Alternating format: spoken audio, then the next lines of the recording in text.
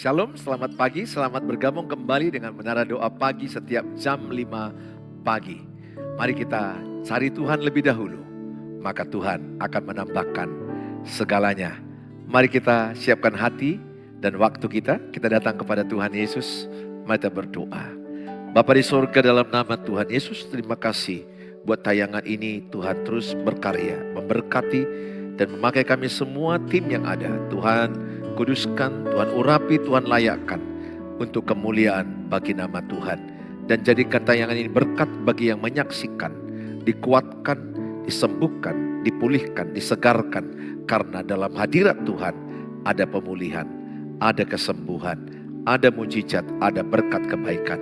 Terima kasih Tuhan Yesus, dalam Tuhan Yesus kami berdoa. Amin. Kami percaya Engkau Bapa yang senantiasa mengasihi setiap kami anak-anak-Mu Tuhan Yesus. Amin Tuhan. Engkau yang mengerti setiap tetesan air mata kami Bapa. Amin. Terima kasih Tuhan. Engkau Bapa yang mengasihiku, tak Kau pandang bentuk dan rupaku. Kau mengasihi kami Tuhan. Engkau mengasihiku dengan sepenuh hati, tak pernah sama seperti dunia ini. Engkau Bapa yang mengajariku Melewati awan yang kelabu Tuhan Yesus. melewati awan yang gelap. Kau yang buatku terbang bagaikan raja wali, mengatasi segala pencobaan. Kau Bapa-Ku yang baik, mengerti bahasa tetesan air mata, tak Kau biarkan ku berjalan sendirian, sebab Kau Bapa-Ku yang baik. Menyatakan Kau Bapa yang baik. Kau Bapa-Ku yang baik, mengerti bahasa tetesan air mata, tak Kau biarkan ku berjalan sendirian, sebab Kau Bapa-Ku yang baik. Kau sungguh baik. Kau Bapa kami yang baik Tuhan Yesus. Engkau Bapa yang mengasihiku, tak Kau Pandang bentuk dan rupa, Engkau mengasihiku dengan sepenuh hati, tak pernah sama seperti dunia ini. Engkau Bapa yang mengajariku melewati awan yang kelabu Tuhan. melewati awan yang gelap. Kau yang Buatku terbang bagaikan raja wali, mengatasi segala pencobaan. Kau Bapa-Ku yang baik, mengerti bahasa tetesan air mata, tak Kau biarkan ku berjalan sendirian, sebab Kau Bapa-Ku yang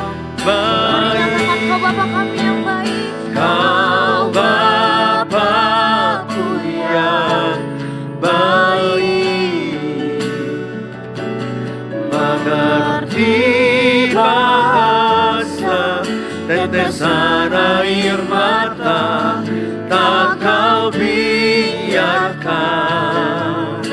ku berjalan sendirian, sebab kau Bapa-Ku yang baik, kau sungguh baik. Sebab kau Bapa kami yang baik Tuhan, sebab kau Bapa-Ku yang baik, Engkau sungguh baik. Sungguh besar setiamu dalam setiap kehidupan kami Bapa. Terima kasih Tuhan, terima kasih. Amin Tuhan. Bapa, Besar sungguh kasih setiamu, nyata sungguh perlindunganmu, tak satu kuasa mampu pisahkan aku dari kasih-Mu. ajarku selalu hormatimu Tuhan. Bapa, ajarku selalu hormati-Mu, ajarku turut perintah-Mu, berikan ku hati untuk menyembah-Mu dan bersyukur setiap waktu, seperti Bapa sayang anaknya, demikianlah Engkau mengasihiku. Kau jadikan biji mata-Mu,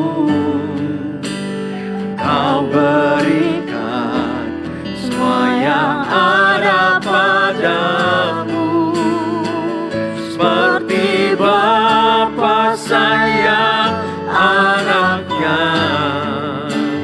demikianlah Kau menuntun langkahku. Hari depan indah Kau beri, rancangan-Mu yang terbaik bagiku. Seperti Bapa sayang anaknya, demikianlah Engkau mengasihiku. Yes Tuhan. Kau jadikan biji mata-Mu, Kau berikan semua yang ada padamu. Seperti Bapa ya Tuhan. Seperti Bapa sayang anaknya, demikianlah Kau menuntun langkahku. Hari depan indah Kau beri, rancangan-Mu yang terbaik bagiku. Hari depan indah Kau beri, rancangan-Mu yang terbaik bagiku. Hari depan indah Kau beri, rancangan-Mu yang terbaik bagiku. Mari sembah Tuhan. Engkau baik. Rancangan-Mu yang terbaik bagi kami. Kau mengasihi Rencana-Mu kami. indah bagi kami Kau Tuhan. memelihara kami. Terima kasih. Kau Bapa yang Kami baik. bersyukur. Bapa Terima sahabat kasih. kami. Yesus Tuhan, penolong kami. Oh Bapa, ajar kami hormati-Mu, ajar kami mengikut-Mu, Yesus Tuhan. Kami sembah, segala pujian bagi-Mu. Sebab Kau baik, Kau baik, Yesus mulia, mulia. Haleluya. Terima kasih Yesus. Kau beri setiap yang kami pinta, Bapa yang baik. Engkau kekal selamanya Tuhan. Amin Tuhan. Terima kasih Bapa. Amin Tuhan. Bapa, Kau beri yang ku pinta, Saat ku mencari, ku mendapatkan. Ku ketuk pintu-Mu dan Kau bukakan. Sebab Kau Bapa-Ku, Bapa yang kekal. Takkan Kau biarkan aku melangkah sendirian. Kau selalu ada bagiku. Sebab Kau Bapa-Ku, Bapa yang kekal. Bapa, Kau beri yang ku minta. Saat ku mencari, ku mendapatkan. Ku ketuk pintu-Mu dan Kau bukakan. Sebab Kau Bapa-Ku, Bapa yang kekal. Takkan Kau biarkan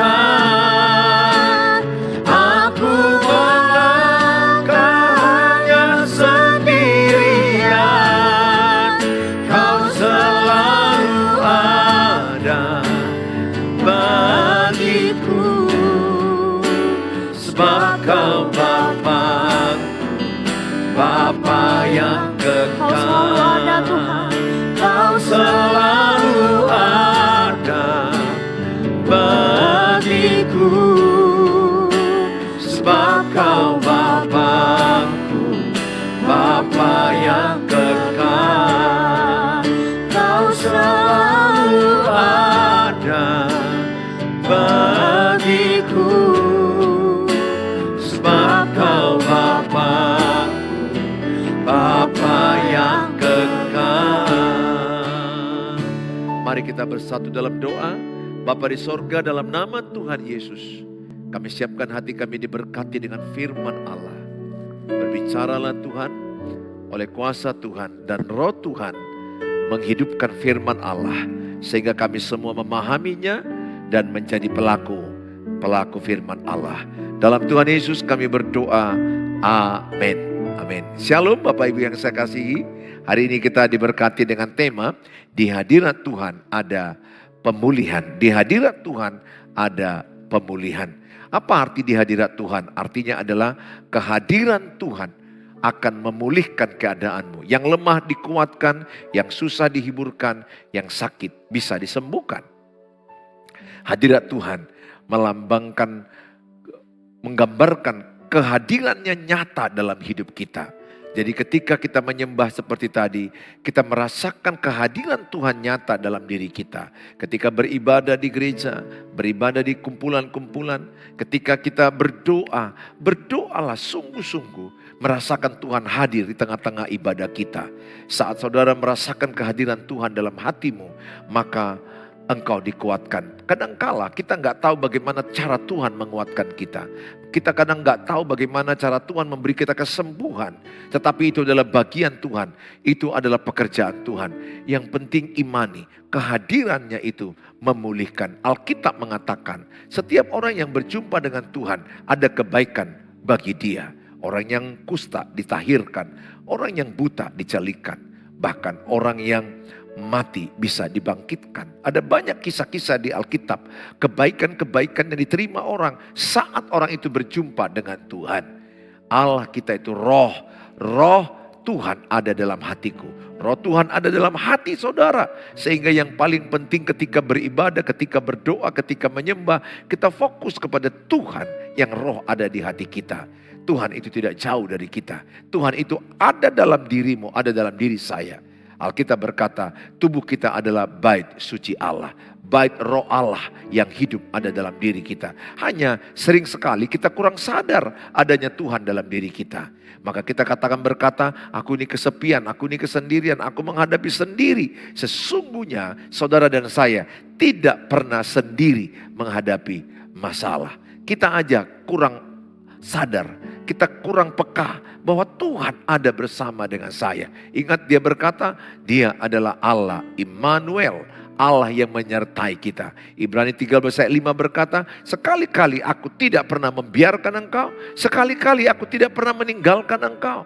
Sering sekali ketika kita punya persoalan, sakit penyakit, kekurangan uang, masalah keluarga, kita merasa terpojok sendiri. Kita merasa berkata, aku ini sendirian, aku ini gak ada yang menemani aku, tidak ada yang mengerti aku. No, ada Tuhan Yesus yang berkata, aku tidak pernah meninggalkan engkau, aku sekali-kali tidak pernah membiarkan engkau sendirian. You are never alone. Engkau tidak pernah sendirian. He is Immanuel, Allah yang menyertai kita. Hari ini saya akan membacakan firman Allah, Yeremia 33 ayat 6 sampai kepada ayat 9. Sesungguhnya aku akan mendatangkan kepada mereka kesehatan dan kesembuhan. Dan aku akan menyembuhkan mereka dan akan menyingkapkan kepada mereka kesejahteraan dan keamanan yang berlimpah-limpah. Aku akan memulihkan keadaan Yehuda dan Israel dan akan membangun mereka seperti dahulu. Ayat 9, Yeremia 33, aku akan mentahirkan mereka dari segala kesalahan yang mereka lakukan dengan berdosa terhadap aku. Dan aku akan mengampuni, ayat yang ke-8. Dan aku akan mengampuni segala kesalahan yang mereka lakukan dengan berdosa dan dengan memberontak terhadap aku. Yeremia 33 ayat 9. Dan kota ini akan menjadi pokok kegirangan, ternama, terpuji dan terhormat bagiku di depan segala bangsa di bumi yang telah mendengar tentang segala kebajikan yang kulakukan kepadanya. Mereka akan terkejut dan gemetar karena segala kebajikan dan segala kesejahteraan yang kulakukan kepadanya. Saudara, dalam Yeremia 33 ayat yang ke-8 dikatakan, aku akan mentahirkan mereka dari segala kesalahan yang mereka lakukan dengan berdosa terhadap aku. Cerita ini adalah bagaimana orang Israel melakukan kesalahan. Mereka berdosa, mereka melanggar titah Tuhan. Akibatnya mereka mengalami yang namanya pembuangan. Mereka terdampar, mereka sampai ke Mesir 400 tahunan lebih. Mereka 70 tahun di Babel. Mereka mengalami banyak sakit penyakit. Mereka banyak mengalami kemiskinan, kesusahan. Bahkan ada kutukan ketika mereka mau melawan Tuhan. Tetapi perhatikan baik, Tuhan mengasihi umat Israel. Tuhan bahkan berkata, mereka adalah biji bola mataku. Hanya orang Israel itu keras hati, tegar tengkuk, kepala batu. Apa yang dititahkan Tuhan mereka tidak lakukan. Mereka menyembah Baal-Baal, mereka menyembah patung-patung, mereka menyembah anak lembu emas. Mereka bersungut-sungut, mereka bersundal, mereka memberontak, mereka mau ingin menyalahkan Tuhan, menyalahkan Musa. Saudara, orang Israel ini sangat banyak dosanya. Ingat, akibat dosa itu bisa mengalami kehancuran, sakit penyakit. Alkitab katakan upah dosa adalah maut. Jadi jangan suka berbuat dosa. Anak Tuhan Yesus sesungguhnya tidak mau berbuat dosa. Tidak mau. Kalau anak Tuhan Yesus masih mau berbuat dosa, itu berarti ada yang tidak benar dia punya Tuhan Yesus di hatinya. Kalau di hati saya punya Tuhan Yesus, ciri saya adalah yang pertama tidak mau berbuat dosa. Bukan tidak bisa. Tidak mau. Kemauan saya adalah hidup benar dan suci dan kudus di hadapan Tuhan. Tetapi bisakah saya jatuh dalam dosa? Bisa. Tetapi saya tidak akan nyaman ketika saya berdosa. Saya akan gelisah ketika saya berdosa. Sama dengan ikan ketika hidup di darat, dia akan menggelepar. Dia nggak bisa hidup di darat, dia harus hidup di air. Dia harus butuh air. Demikian juga anak-anak Tuhan. Dia harus hidup dalam kekudusan dan di dalam kebenaran. Ketika saudara berbohong, ada gelisah hatimu. Itu tandanya kita anak Tuhan. Kalau saya berbohong, saya nonton pornografi, saya tenang-tenang, merasa tidak gelisah, merasa saya tidak berdosa, itu yang salah. Nah, orang Israel ini, saudara, mereka berdosa dan berakibat mereka banyak mengalami sakit penyakit, luka batin, hati yang remuk, hati yang hancur, mengalami kemiskinan, kesulitan makanan, banyak hal yang mereka alami. Tapi Tuhan bernubuat, Tuhan menyampaikan nubuatannya, bagaimana Israel akan dipulihkan melalui Nabi Yeremia. Allah memakai Nabi Yeremia agar Israel umat Tuhan jangan putus asa. Ada harapan, ada pemulihan, ada rencana Tuhan untuk memulihkan, menyehatkan, membangun kembali Yehuda dan Yerusalem. Reruntuhan-reruntuhan akan dibangun kembali. Percayalah hari ini pun. Kalau mungkin engkau melihat ada dosamu, ada kesalahanmu, datanglah kepada Tuhan. 1 Yohanes 1 ayat 9. Jikalau kita mengaku dosa dan kejahatan kita, Ia setia dan adil menyucikan kita dari segala dosa dan kejahatan kita. Tidak ada dosa yang tidak diampuni. Jikalau kita mengaku, kalau kita berkata, Tuhan ampuni aku kemarin nonton pornografi, ampuni kemarin aku berbohong, ampuni kemarin aku tamak, aku akhirnya egois, ampuni aku bertengkar dengan pasanganku. Orang yang rendah hati itu mau berlutut, mau minta ampun, mau mengaku dosanya.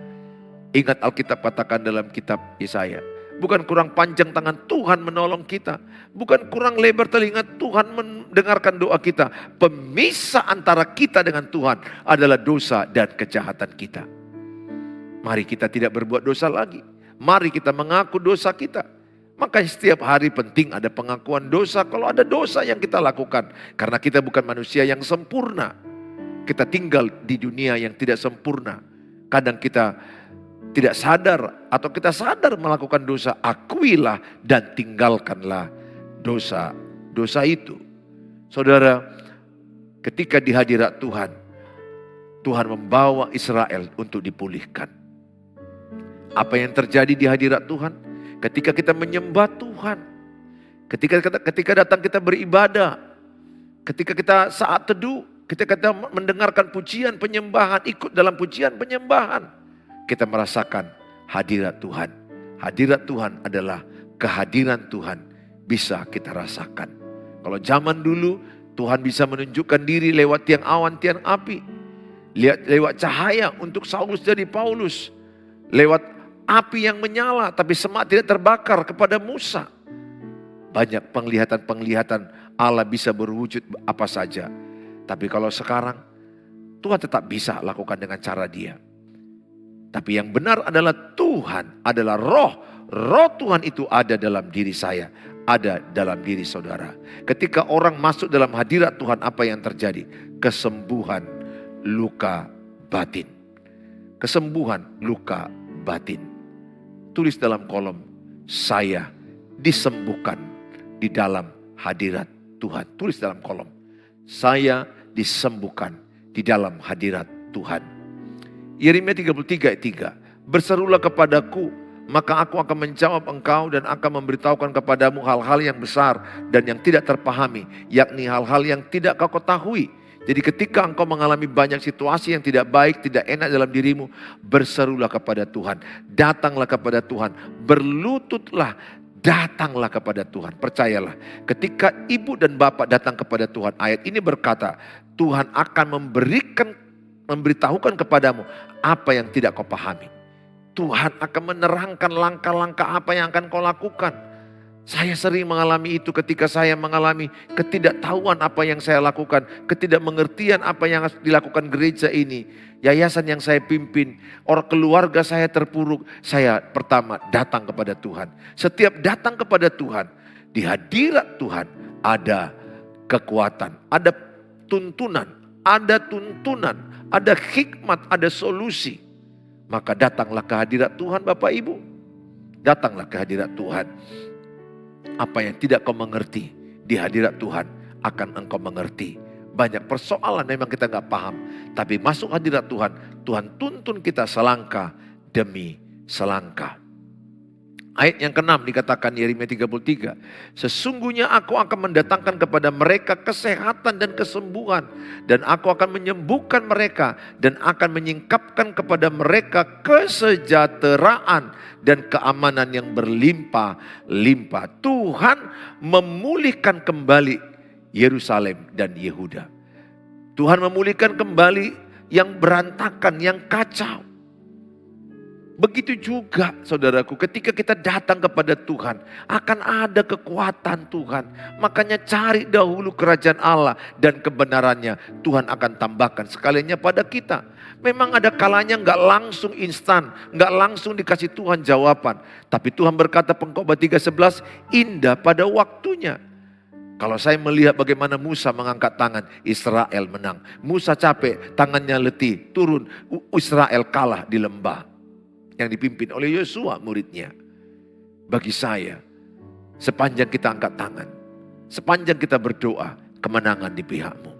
Kemenangan di pihak saya, kemenangan di pihak orang-orang yang tetap berdoa datang di hadirat Tuhan. Maka Daud berkata, lebih baik 1 hari di pelataran Tuhan daripada beribu hari di tempat lain.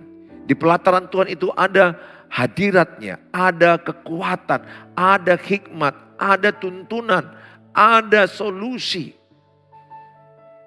Bukankah kita sering merasa gak berdaya, merasa gak mampu, merasa buntu. Tapi Tuhan berkata Matius 11 ayat 28, undangannya selalu berkata, undangan yang terbuka kepada kita. Marilah kepadaku yang letih, yang lesu, berbeban berat. Aku akan memberikan kelegaan kepadamu. Dan ketika ada masalah yang kita alami, itu membuat kita rendah hati. Penderitaan membuat kita rendah hati. Bagi saudara yang lagi menderita, salah satu yang diinginkan Tuhan, ibu dan bapak rendah hati. Kalau belum rendah hati, masalahmu tidak akan siap-siap. Orang yang rendah hati itu mau mengampuni, mau memaafkan, ikhlas dan bersyukur dengan apa yang ada. Dan berkata, Allah turut bekerja mendatangkan kebaikan bagi orang yang mengasihi Dia. Saudara, di dalam Alkitab Mazmur 34 ayat yang ke-19. Tuhan itu dekat kepada orang-orang yang patah hati. Dan ia menyelamatkan orang-orang yang remuk jiwanya. Ketika masuk di hadirat Tuhan. Mungkin ibu lagi remuk jiwa dengan banyak persoalan pernikahan. Persoalan anak-anak. Persoalan keuangan, sakit penyakit. Atau mungkin sudah merasa ada patah hati. Kalau ibu dan bapak datang kepada Tuhan. Percayalah, bapak dan ibu akan dipulihkan Tuhan. Akan disehatkan Tuhan. Akan dikembalikan Tuhan yang terhilang. Datanglah kepada Tuhan. Ada orang-orang punya masalah makin menjauh dari Tuhan. Itu yang salah. Saya punya prinsip. Semakin berat masalahku, semakin aku cari Tuhan. Tidak ada masalah, tetap cari Tuhan. Lebih berat masalah, semakin lebih cari Tuhan. Karena Tuhan adalah jalan masalah kita. Bukankah Tuhan berkata, akulah jalan? Berarti Tuhan adalah jalan semua masalah hidup kita. Dia berkata Yohanes 14:6, akulah jalan, kebenaran dan hidup. Dia adalah jalan ke sorga. Dia adalah jalan atas seluruh masalah-masalah kita. Kita aja yang mau dibodohi iblis, gak mau mencari Tuhan, gak mau mendekatkan diri kepada Tuhan. Di dalam Alkitab katakan Yesaya 61 ayat yang pertama, Roh Tuhan Allah ada padaku dan oleh karena Tuhan telah mengurapi aku, Ia telah mengutus aku untuk menyampaikan kabar baik kepada orang-orang sengsara dan merawat orang-orang yang remuk, untuk memberitakan pembebasan kepada orang-orang tawanan dan kepada orang-orang yang terkurung kelepasan dari penjara. Roh Tuhan ada pada Nabi Yesaya dan untuk menyampaikan suara supaya mereka dilepaskan daripada penjara-penjara sakit hati, tersinggung, kecewa. Dilepaskan dari keterpurukan, dipulihkan dari kehancuran-kehancuran, disembuhkan luka batinnya. Aku berdoa Bapak Ibu, apapun masalah yang pahit yang kau lakukan, jangan sakit hati. Jangan biarkan sakit hati tertanam di hatimu. Jangan biarkan engkau menjadi kepahitan, jangan kau biarkan luka batin. Kita sendiri yang akan rugi kalau kita menyimpan kepahitan. Kita sendiri yang akan rugi kalau kita menyimpan luka batin. Jangan simpan sakit hati. Sakit hati, let go. Tulis dalam kolom, sakit hati, let go. Sakit hati, let go. Tulis dalam kolom. Lepaskan, jangan genggam rasa sakit hatimu. Serahkan kepada Tuhan, datang kepada Tuhan. Yang kedua, pemulihan tubuh dan roh. Jadi ketika masuk dalam hadirat Tuhan, bukan hanya jiwa kita dipulihkan, roh dan tubuh kita akan dipulihkan. Yeremia 33:7, aku akan memulihkan keadaan Yehuda dan Israel dan akan membangun seperti dahulu. Bagaimana dahulu, yang bagus, yang sudah pulih, dipulihkan kembali. Apabila engkau hancur, Tuhan sanggup pulihkan tubuhmu. Kesakit penyakit Tuhan sanggup sembuhkan. Bagi yang sakit katakan dengan iman, dalam nama Yesus, oleh bilur-bilurnya aku telah disembuhkan. 1 Petrus 2 ayat 24. Ia sendiri telah memikul dosa kita di dalam tubuhnya di kayu salib, supaya kita yang telah mati terhadap dosa hidup oleh kebenaran. Oleh bilur-bilurnya kamu telah sembuh. Tulis dalam kolom, oleh bilur-bilur Tuhan Yesus aku telah sembuh. Bilur-bilur artinya luka-lukanya, darahnya, cambukan itu membuat ada bilur, ada luka-luka. Dan luka-luka Tuhan Yesus, darahnya menyembuhkan kita. Mari kita bersatu dalam doa. Bapa di sorga, dalam nama Tuhan Yesus, terima kasih buat berkat firman Allah yang mengajarkan kami bagaimana hadirat Allah memulihkan kami, menyembuhkan kami, memberkati kami. Hari ini Tuhan, semua anak-anak-Mu yang menyaksikan tayangan, siapapun mereka, dimanapun, kapanpun mereka dipulihkan, mereka disembuhkan dalam nama Tuhan Yesus. Setiap yang menyaksikan dipulihkan, disembuhkan Tuhan. Pakailah Tuhan sarana media daripada YouTube ini, supaya setiap yang menyaksikan mengalami lawatan Tuhan, hadirat Tuhan, membuat yang lemah jadi kuat, yang susah dihiburkan, bahkan ada mujizat bagi yang sakit disembuhkan. Terima kasih Tuhan, berkatilah semua umat-Mu yang menyaksikan tayangan ini. Urapilah obat-obat yang mereka makan. Pimpinlah juga mereka menghadapi keuangan, masalah rumah tangga, masalah anak-anak. Terberkatilah mereka dalam Tuhan Yesus kami berdoa. Mari kita mengucapkan doa. Bapa kami yang di sorga, dikuduskanlah nama-Mu, datanglah kerajaan-Mu, jadilah kehendak-Mu di bumi seperti di sorga. Berikanlah kami pada hari ini makanan kami yang cukupnya, dan ampunilah kami akan kesalahan kami, seperti kami juga mengampuni orang bersalah pada kami. Dan janganlah bawa kami ke dalam pencobaan, tapi lepaskanlah kami daripada yang jahat, karena Engkau yang punya kerajaan dan kuasa dan kemuliaan sampai selama-lamanya. Amin. Bawalah berkat damai dari Allah Bapa, cinta kasih sempurna Tuhan Yesus, penyertaan Allah Roh Kudus menyertai kita saat ini sampai selama-lamanya. Yang percaya katakan amin, amin. Tuhan Yesus memberkati Bapak Ibu. Kalau Bapak Ibu terberkati dengan tayangan ini, bagilah link ini kepada banyak orang. Dengan membagikan link ini, saudara terlibat memberitakan firman Allah. Bagi saudara yang ingin renungan harian, atau saudara ingin konseling dengan waktu saya yang padat, saudara mohon maaf kalau saya agak sulit merespon, atau mungkin karena kesibukan saya dimaafkan. Di 0811 63 7347. Kalau untuk saat teduh, saya pasti akan tambahkan, sehingga setiap hari bisa ada renungan singkat bagi Bapak Ibu. Dan bagi saudara yang terberkati dan ingin menabur, taburlah di rekening yang ada. Tuhan Yesus memberkati saudara. Sampai ketemu di besok hari. Shalom.